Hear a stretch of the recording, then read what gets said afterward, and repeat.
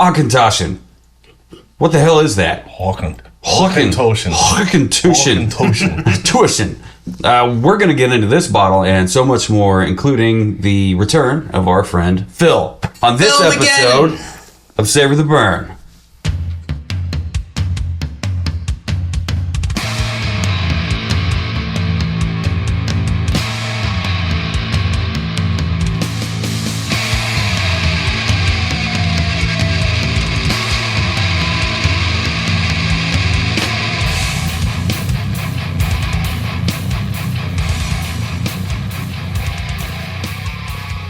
I like it. Yep. I like it. Welcome, ladies and gentlemen, theys and thems, to the Savor the Burn podcast. And thank you for listening on your favorite podcast app of choice and watching on YouTube. My name is Jonathan. Over to your right is Mr. Wayne, I like it, Wilkes. And in the middle here, like we said in the intro, is the return of our friend Phil Mageddon. How do you do, sir? I'm fantastic. Damn right. I'm fantastic. I'm super. Thanks for asking. W2, how do you do? Everything is awesome. I'm good. Week's off to a good start. It's about to get a little bit better. Yeah, we've been going back and forth. This, that, a little bit of everything. When it comes to this, you said Auchentoshan. Auchentoshan. So it's a soft. I thought it was Auchentoshan. Or it's like, Auchentoshan. I don't know. There is on YouTube. There is literally a video where somebody pronounces this the correct way. Auchentoshan. Okay. Well, we like to try to pronounce these things in the correct way to show respect to the distillers and the people and the families that put all this stuff together.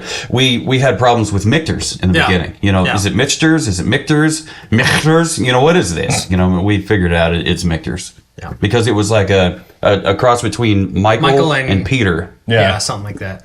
Yeah, and thank you, Raven, for that little insight. Mm-hmm. But this isn't Michter's night. This is Auchentoshan night. Also known as Auchentoshan. Yeah, Auchentoshan. Yeah, we're. Did I get that right? We're pretty stoked. That's.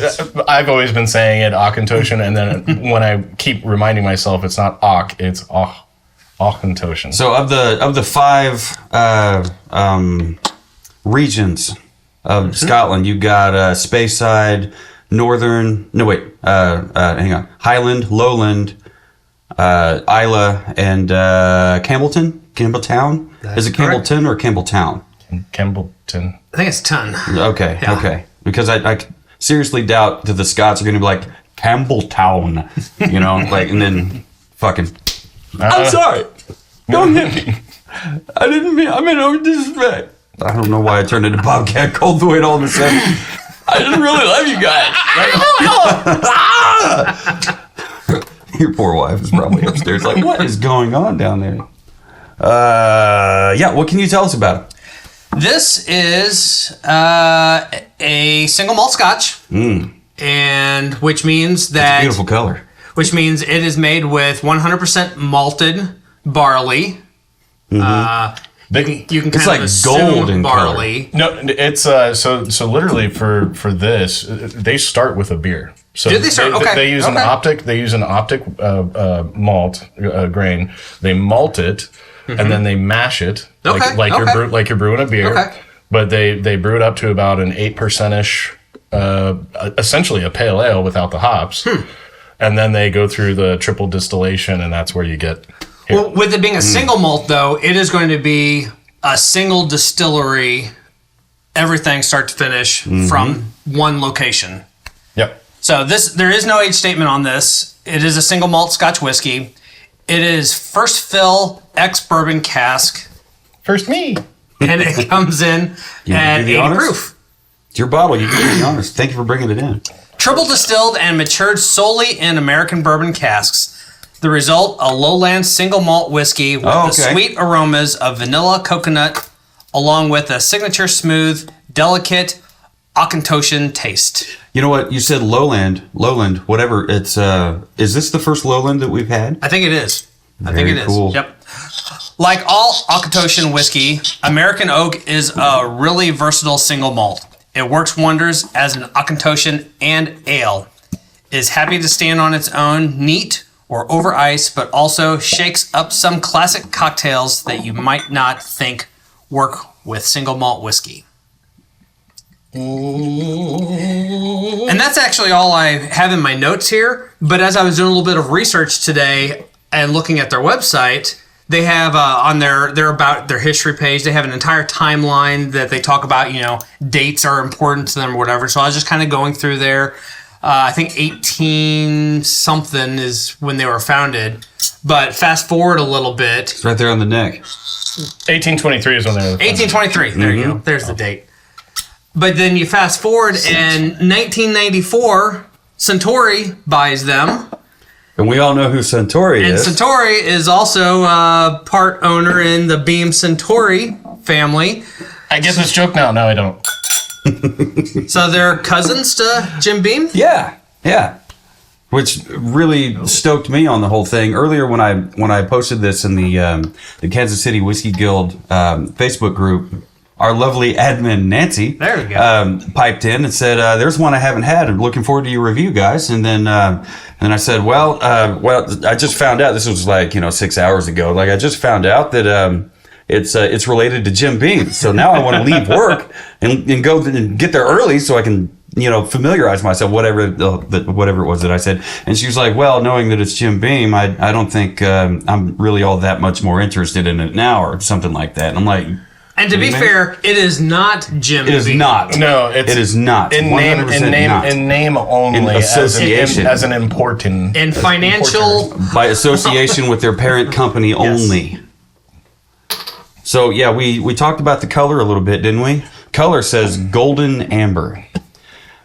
My notes say golden. Yeah, I would say there's sherry all over that nose. Do you see how yellow that is? Like a yellow gold compared to most everything else that we have. Vanilla and coconut. Is that a Scotch thing? We haven't had a lot of scotches. I think it is. It is. A lot of the scotches that I've seen and we've tried, they all tend to be a little bit more on the paler side. Okay. Because I remember that with Peat Monster. It was like a straw gold. We had... it was like the Ember Gordon. That was a super straw color. Yeah. Yep. Yeah. And any of the even ones the Highland Park. The Highland Park is the one I was trying to think of, and then I switched over to the ones from the Flavier Advent calendar. She's got some legs. Yeah, she does. Kind of spotty up there, but against spotty. Blackfish. They happen. Got some citrus going on. Citrus on the nose. Light peatiness. It's earthy. It's like an earthy peaty. I mean, I know it says American Oak on the bottle, but I mean, are you picking up oak? I'm like light honey. There's definitely some wood. I said it. But yeah, citrus, definitely vanilla. Either are you getting coconut? I am not. I'm getting a little bit of coconut. Kind of like a coconut cream pie. Subdued, but I can see where you could be pulling. I mean, yeah. It's not That's pretty cool. Like right off the bat, we got four notes. Earthy peaty, light honey, oak and wood, citrus, and not much for like regular bourbon notes, which I thought we'd end up with some more bourbon notes in here because it was aged in American oak barrels. Well, yeah, the website actually goes into first. What did it say? They only use first fill ex-bourbon casks. There we go, first fill. Which means a lot of your Scotch, a lot of your world whiskeys that are not governed by what you need for this to be a bourbon, what you need to be for whatever. A lot of them get ex-bourbon casks because there's a lot of them. Yeah. To be a bourbon, it has to be in a virgin new oak barrel to be a bourbon, and so you have a lot of first use ex-bourbon barrels out there. That's what this is saying. This has not been finished with anything else. It's not been refilled with anything else. This is fresh, first fill ex-bourbon. Get the bourbon out of here. Put Scotch in. Yeah. And then age it for an indeterminate amount of time. Yep. Hopefully until it's right. And then we'll get there. Yeah, and they also are very particular about the barrels they select for their aging for that purpose, first fill barrels. But they're very picky about how they pick them. Did you say that they malt their barley? Yeah, so it does have a grassy kind of barley. So this essentially starts as like I think they said it was around an 8% beer.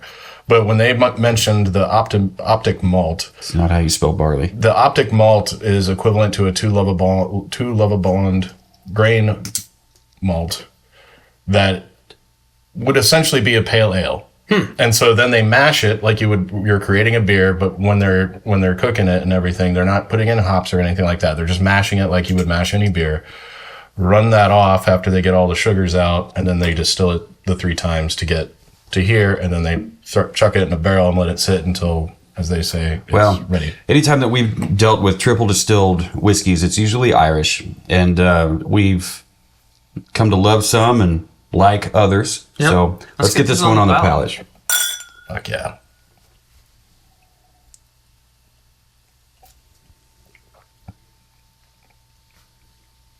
I think that oak comes screaming through. Yep. Fires right off. Now I can taste coconut. And citrus is still there. Citrus is still there. You let that roll over the back parts of your tongue. It's got a little bit of heat to it. For an 80?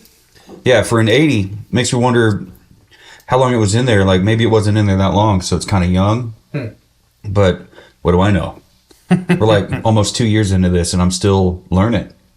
Definitely getting vanilla. Hardcore learning. Oh, yeah.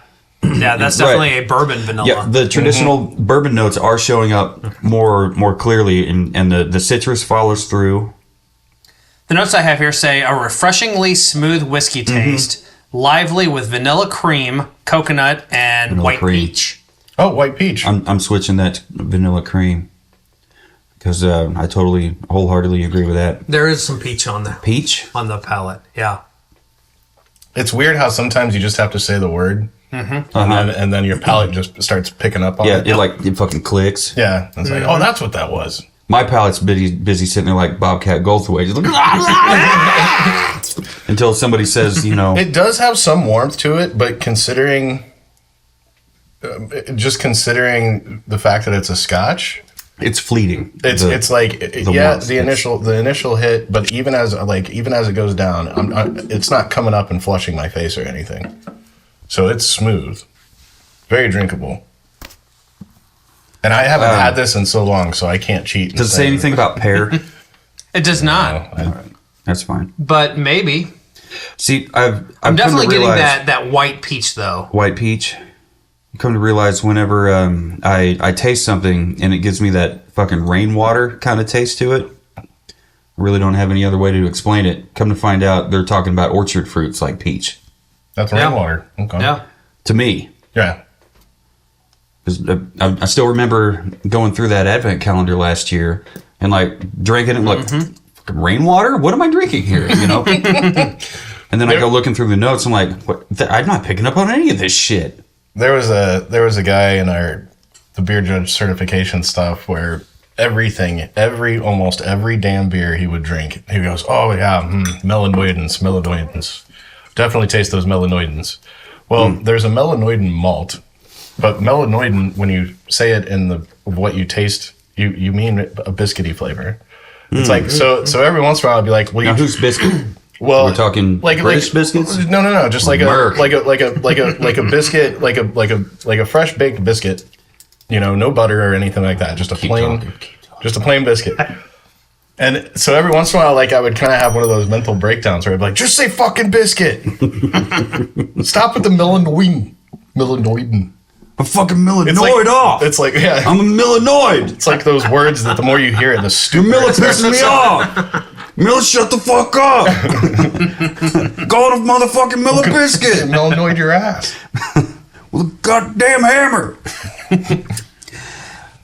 The notes here on the finish say medium, on the nose. Crisp, with sugared grapefruit and lingering hint of spice. Yeah, I was thinking like a clovey. And by the way, I pulled kind these. Kind of a clovey thing. I pulled these tasting notes directly from their website. I could see clove. It's not like overbearing grapefruit, clove, though? You hear on the box, finish maybe says... that's the citrus we're thinking? I believe that. And a sugared grapefruit, to me, implies that... To me, if you've got a grapefruit and you spoon a little bit of sugar on there, it cuts the acidity down and kind of caramelizes some of the bitterness. If you aerate it off your tongue through your nose, I could pick up grapefruit. Mm-hmm. Like if you wiggle your tongue in your mouth and let it go through your nose, I pick up. Ladies, calm down. It's an aggressive wiggle. Send your love and or hate mail to info@savortheburn.com. Yeah, a little bit like I don't want to say coriander, but maybe that. Where on the finish? Yeah, but I do pick up the grapefruit if I wiggle my tongue aggressively. Oh my! I'm gonna need a few minutes to calm down. Oh my! Is it hot in here? We're just sitting next to Filmageddon. Did you guys hear that story about where that came from? That oh my! All right, so it's Sulu from Star Trek original series, George Takei, and it's the first time he used to go on the Howard Stern show. So they're sitting there in the waiting area, him and his PR person, and they're playing the Howard Stern show over the radio, and they're just kind of sitting there listening. You know, he's very proper and very straightforward and serious, and then like he hears like all this sex talk going on and like just abnormal filth and debauchery happening, and he's like, what are we listening to? What is this? And then the PR guy, lady, whoever person for Howard Stern comes in to bring him on the show. He asked them that question, like, who is this? And then they're like, oh, this is the show you're about to go on. They're like, oh no. And then, so they gather themselves and they shuffle themselves in there, and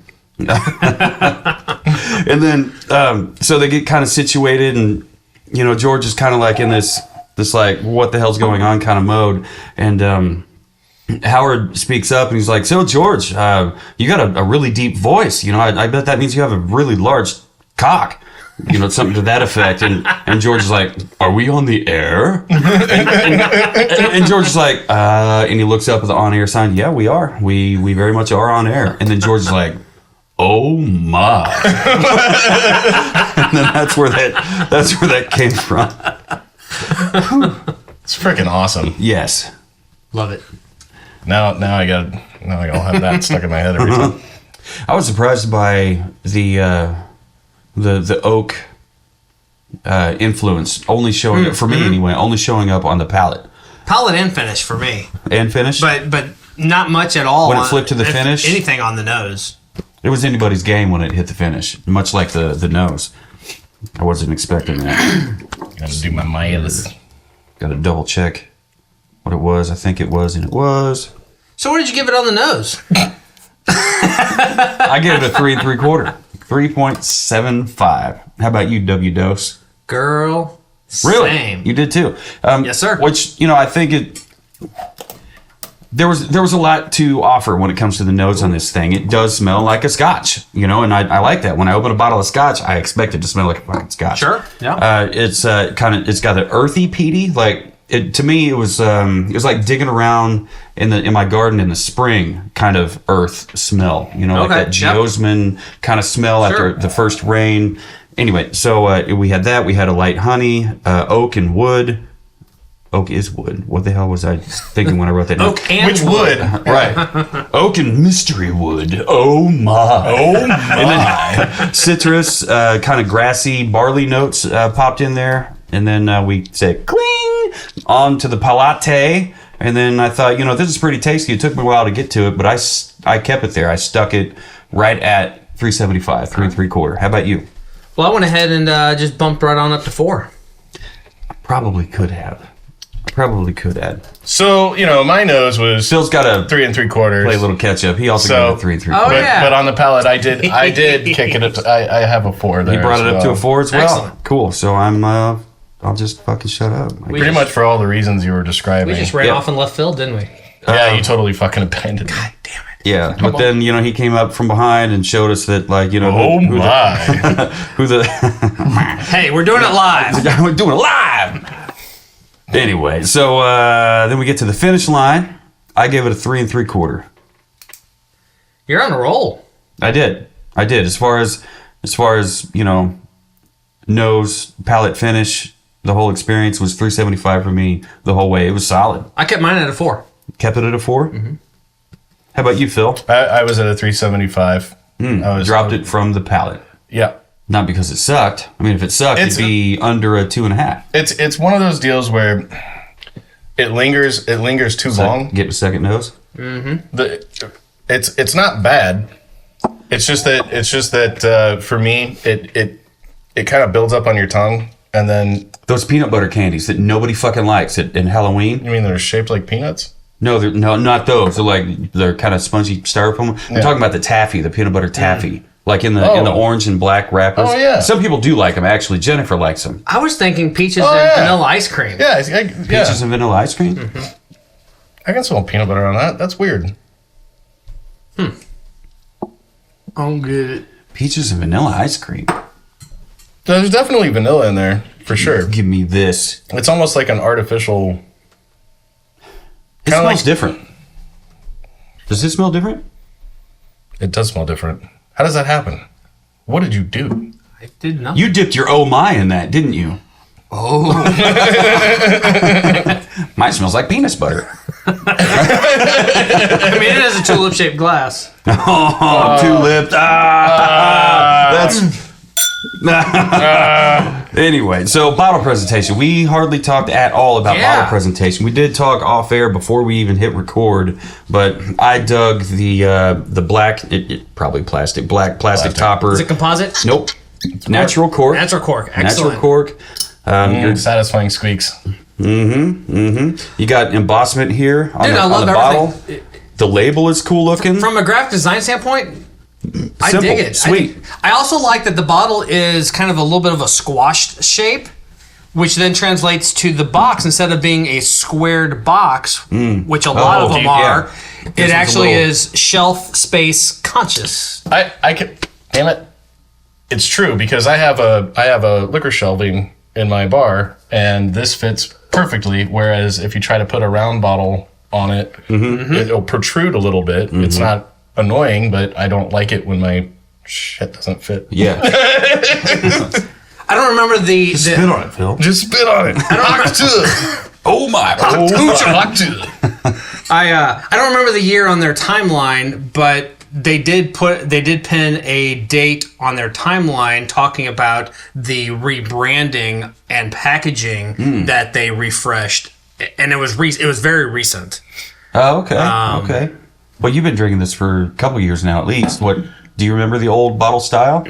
So the old bottle style is very plain. Like Doers? They definitely upped their game on presentation in that regard. But I don't know. There's a lot of people that preferred the old label style. I don't know. But that would be. It wasn't broke. Why'd you fix it? Yeah, but I mean, at the same time, it doesn't bother me as long as it tastes good. So. It's got some great graphic design to it. Yeah. No, it's definitely a cool box. It stands out. If you're a presenter type person, I'm not. I just put the damn bottle on my shelf, throw the box. And I like how they use the color to distinguish their wine. Yeah. No, and that is the one thing that stands out. If you go into a liquor store and you're looking for Auchentoshan, then you're going to know by color exactly what you're going to get. I mean, it just pops right out. I'll take the orange one. Yeah. Take the blue one. Yeah. Like red. Give me the red one. It's like Johnny Walker. You want black, blue, red, green. What do you want? Yeah. Definitely don't want the red. Oh, it's like the pucks. I haven't had the red. I've had the blue and I think the black. The black, I was like, ugh, why would anybody drink this? But Red's worse than the black. Is it really? Yeah, red. It goes red, black, double black. Double black. I forgot. Gold. Black and the void. It goes to void black. But it's like the pucks on Black Sabbath with me. On the nice. Into the void. It's like the smoke wagons where they do the pucks. You can tell by the puck exactly what you're kind of getting into. And we just saw that for Halloween. They've got the new Halloween. I mean, by the time this comes out, is old news. Everybody's seen it. But yeah, they got the Halloween bottle, a new design out, still glow in the dark. Yes. Glow in the dark. The caption said something like, 3 years ago when we first did the glow in the dark label, accents on the label, whatever it was, we knew that we could never go back. Yep. I wholeheartedly agree. Freaking glow in the dark, man. It's glow in the dark. What other bottle has that? Not this one. No. I'm working on it. All right. So let's bring it back to this here bottle presentation. I gave it a 5. It's got the box. The box has got a lot of great need to know information on it. It tells us where it came from, right? Lowland. Yep. Scott. Yep. Lowland Scotch. It even gives the pronunciation guide on the back. Oh, look at there. Auchentoshan. But the Ach is misleading because it's all. Yeah, they should put the umlauts over it. Auchentoshan. Yeah, it's. What did you say? Umlauts. The 2 dots over it, like. Thank you. Motorhead. Sorry. But it talks about the American oak. What does that mean? What they did to do it. It gives you a little bit of it talks about the color, the nose, the taste, the finish. You've got a cool kind of cityscape thing going on here on the box. Like you said, it's color coded with orange. Yep. The other ones that we have here for later on, for later episodes, red, blue, and I don't know. I'm happy. I'm happy with it. Usually my guideline, if it comes in a bag or a box or it's both, it's a 5. So for me, I'm easy to please. That's why I ended up giving it a 5. All right. I was at 4.75. 4.75. God dang. Yeah, He fucking means it. Yeah, I mean, I could have dropped it a quarter point, honestly. To your point, like if this is there's no bag. If this is sealed and taped shut, and I really did like it, but and you want to check it out, you want to know what's going on. Mm-hmm. You get all the information you want. You do have the graphic design and everything like that, and it sits well on a bar. I know because I put it on my bar, and it looks great. It's sitting in the back row. You see it; it stands out amongst all my other cool drinks, and it's just kind of like, what's that? So it pokes curiosity. It's attractive, and it's slim. So that leaves you, W2. What'd you give it on Bot Press? I feel bad. I gave it 4.25. 4.25. I thought you were going to drop it like, He's a witch! Burn her! 4.25 is not bad. No. It's not bad at all. It is in a box. And I mean, that should have given it a little bit more. It's got some great design elements to it. A lot of information. But yeah, I gave it 4.25. Also not as cool as a smoke wagon bottle. But the smoke That's wagon... a pretty ornate bottle. The smoke wagon bottle... It doesn't need a box. It doesn't have a bag or a box. Which is what stopped it from getting a 5. It is very ornate, though. Lots of embossment on the bottle, depending on the bottle you get. Like if it's the uncut, unfiltered, there's lots of unbottled embossment. Lots of unbottled. I can't talk. Lots of unbottled. I can't talk today. The last 2 weeks have been awful. Weird headspace. I can't explain it. Not weird head. I'm waiting for you to just have that Total Recall. Or no. I got weird head. Fifth Element for 2 weeks, and all of a sudden just. That was total Recall, definitely. Fifth Element's multi-pass. Oh, that's right. Yeah. That was Total Recall. Sorry. Now I'm flipping stuff up. Well, I am Corbin Dallas. Please hold. Back away. Corbin, my man.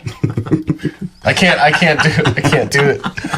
Can't do that accent or do that impression. I love when she's passed out on the couch and he comes in you're kind of pretty. I think I'll make out with a half dead girl. And then he's all of a sudden this gun appears next to his head and she's cursing him out in some ancient language or whatever. He's like, okay.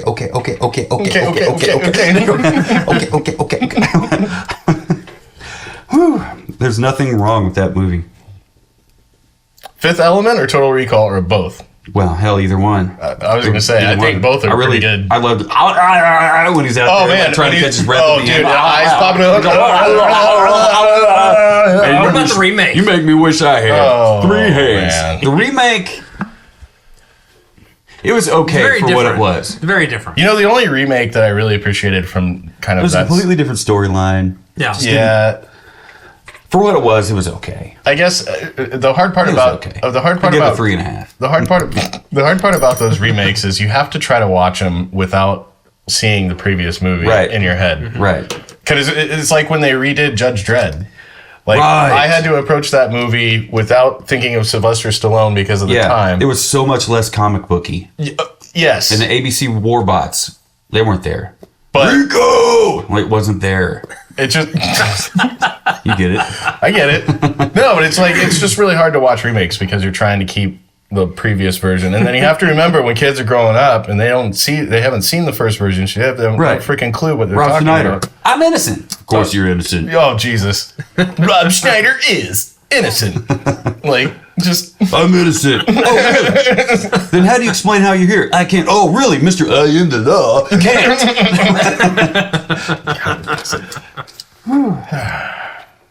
Good memories. Good times. Good memories. My final score, all that added up on our scale of 1 to 5 in these four different categories, added up together, divided by 2. That's how we end up with our final scores. My final score is 8 1/8. How about you, Mr. W2? Even 8. 8 even. Well, this is interesting because we all had different ways of getting there, different math happening. Mm-hmm. And you gave it a 8 1/8. 8 1/8. So he got there, same place I did. We're an eighth of a point away from each other. What was that fancy word? 50 bips. What? Bips. Bips. How many bips? 50. 50. 50 bips is considered statistically significant. An eighth of a point is 50. Half a point. Okay. So up to half a point is 50 bips. Yeah. So if you just added all these up together, divide by 3. Or wait. No, hold on, I did that wrong. But sorry. So we've got it's 25. 25 with a 0, so we're within 25 bips of each other.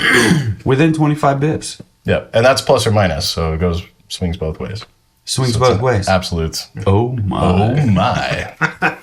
Well, if you would like to try this Auchentoshan, where do we find this? Auchentoshan. Oh. I ran across it at Ryman's in Prairie Village. Did you send me the picture? You sent me the picture. With all 3 of them. Was it your picture or was it his? No, it was my picture. Oh, okay. Okay. So I found this at like a Total Wine. I found it at a Prairie View. I found it at, I mean, you can, if you. Just about anywhere. Yeah. Well, yes and no. It's, to get all 3 is different. Like you might get lucky on one or the other. To see all 3, then you're probably looking at the bigger retails, probably like maybe your MDLs or your Total Wines and stuff like that. Well, for the people that have had it on socials, where I posted them in the 3 different whiskey groups that we are affiliated with, loose term there, I guess. The only feedback, so. One guy said that he loves the American Oak. Another guy says that he didn't like the American Oak, but he loved the 12-year. It's like everybody's palate is different. Yep.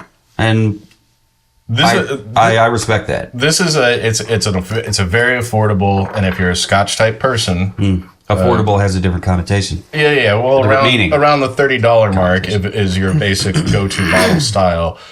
It's a very easy drinking. I think Cutty Scotch. It's 80 proof. Cutty Sark and Dewar's is cheaper. This could be a daily drinker. And it also mixes well if you wanted to make certain drinks with it. And so yes. It's a very mixable. What would you mix with this for a cocktail? Like what would a I don't want to screw with it, so I typically would not make a cocktail out of it. But I can see, like, if you wanted to put it with, some orange bitters or, I don't know, if you could make some weird freaking... Or hell, just put a swath of orange in your... Oh, yeah, or just drop an orange in there. Yeah, drop an orange, maybe one of the big ice cubes. Wipey! Thirsty whale. Thirsty whale. Even something weird like like an old-fashioned, like I could see it pulling that off.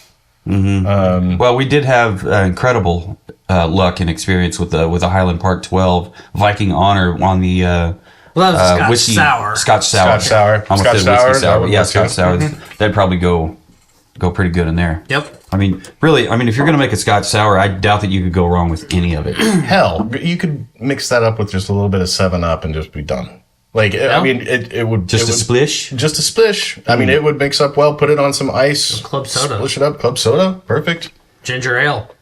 Ooh, that sounds good. And a lot of... So that just reminded me... I don't know if I would go ginger beer. No. But go ginger ale to be just a little bit on the lighter side of that.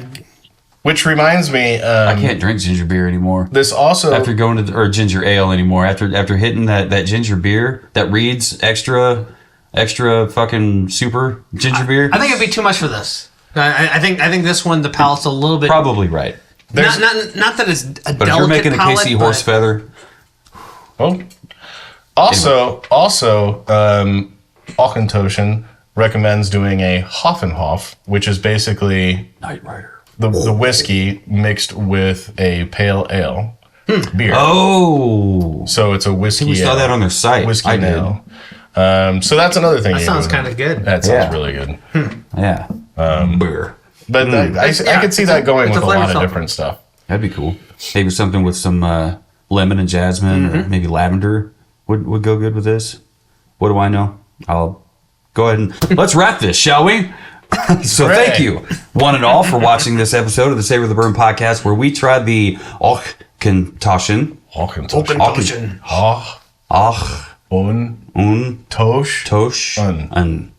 Auchentoshan. Thank you. Thank you. Auchentoshan. Thank you. Or just fuck it up and say Auchentoshan. Good. Auchentoshan. Just go American. Auchentoshan. But seeing the ACUH in the front reminds me of Auschwitz. So I always want to call it Auchentoshan, but it's not. That's not what it is, because it's Scottish and they have a completely different way of saying things.